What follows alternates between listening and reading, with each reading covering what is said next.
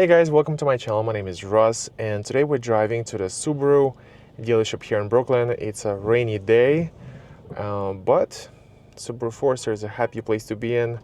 Car is warm, everything started, it works properly today. So yeah, the reason why we're going to the Subaru dealership is to check out the new 2025 Subaru Forester. We plan to sit in the car, walk around the car, and just basically share what we think about this car. We're very excited and very curious to see what the 2025 model is offering.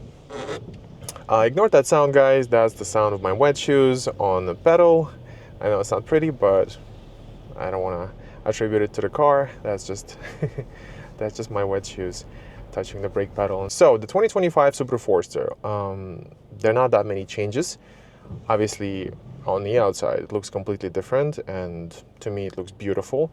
When you look closer, there are not that many changes between the 2025 and 2024 model, even though it's a brand new model year, and obviously it looks different on the outside, and I like the way it looks on the outside. Inside, well, you get the same engine, which actually manages to be 2 horsepower less. It's 180 horsepower versus 182 that we got here. But the car is going to get the new 2025 model is going to get 2 more pound-feet of torque. So pretty much it's the same engine. But from all the reviews I watched, apparently it's been retuned to work with the CVT better, and it's more powerful. At least it feels more powerful and gives you that pickup much better. So yeah, we're not going to be test driving it today, but still, same engine in 2025 Forester, same CVT, but it's been retuned. The frame is more rigid. The seats are mounted different to the body of the car, which supposedly reduces vibrations and sound. And unfortunately, we won't be able to test all that today. We're just going to look at the interior, but yeah, those are the main changes. The reason why I didn't get the 2025, honestly, we didn't want to wait. We got this car in late May of 2024, and if we waited for the 2025 model, it would have been like 2-3 months without a car, so we just didn't want to wait. Plus, I really wanted to get the car in its last model year. Talking about this one we're in right now, basically it's in its last model year, and because of that, all the quirks have already been worked out.